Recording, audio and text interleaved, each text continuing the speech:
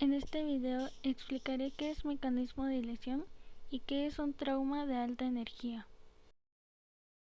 El trauma de alta energía es considerado como el intercambio de una gran cantidad de energía entre dos o más cuerpos durante un evento accidental que actúa contra el objeto, el sujeto, en este caso el paciente, y sus órganos.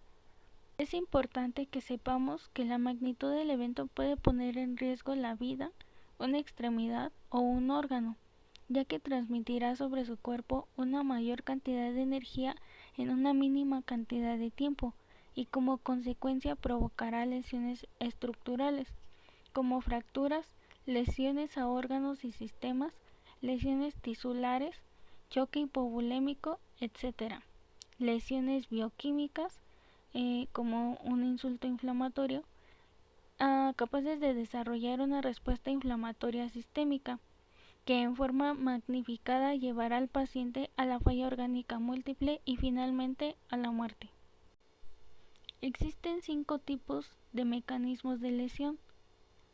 Uno de ellos es penetrante, otro es contuso, otro es lesión por explosión, otro es trauma por desaceleración o cizallamiento y trauma térmico y eléctrico. Algunos criterios de trauma de alta energía son telaraña en el parabrisas u ojo de buey, huella de frenado mayor a 5 metros, hundimiento de carrocería frontal mayor a 50 centímetros, hundimiento de carrocería lateral mayor a 30 centímetros, volcamiento del vehículo, eyección de uno o más de los integrantes del vehículo, velocímetro posterior al choque marcando velocidad mayor a 80 km por hora, muerto en la escena, ruptura de casco en motociclistas, motocicleta partida en dos, incompatibilidad de vehículos, un vehículo más grande que el otro, atropellamiento a peatón con velocidad mayor a 20 km por hora. Esto solo en accidentes automovilísticos y por motocicleta. Pero también están las caídas de más de 6 metros de altura, las explosiones y las quemaduras. Mecanismo de lesión. El traumatismo es una lesión originada por la disipación de la energía dentro de la víctima, que resulta de un mecanismo penetrante o cerrado. La magnitud de la lesión depende tanto de la localización de esta como de la cantidad de la energía disipada. Con base en la información recabada en la escena del accidente, se deben anticipar las lesiones de la víctima del traumatismo. En otras palabras, son las fuerzas que producen deformaciones mecánicas y respuestas fisiológicas que causan una lesión anatómica o un cambio funcional en el organismo del paciente traumatizado. A continuación te daré un ejemplo de un mecanismo de lesión. Ahí también encontrarás una breve explicación de los posibles hallazgos que debemos de encontrar. Como bien lo había mencionado antes, debemos recabar la información que hay en nuestra escena e ir mencionando o observando los posibles hallazgos que podamos encontrar en nuestra escena o cerca de nuestro paciente. Mecanismo de lesión por una caída. Primeramente debemos entender nuestro ASC y ahora hallazgos que podemos encontrar en nuestra escena es posibles charcos hemáticos o en este caso charcos dentro de la persona del paciente. También tenemos que saber de qué altura se cayó. En este caso fue un árbol aproximadamente de 2,5 metros.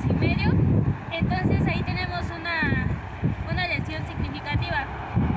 Tenemos que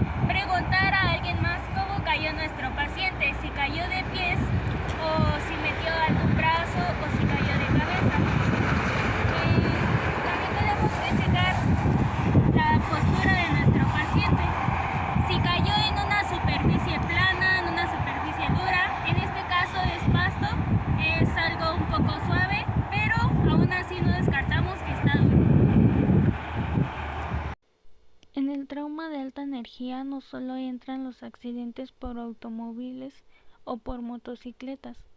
Dentro de este también entran las explosiones y las caídas de altura.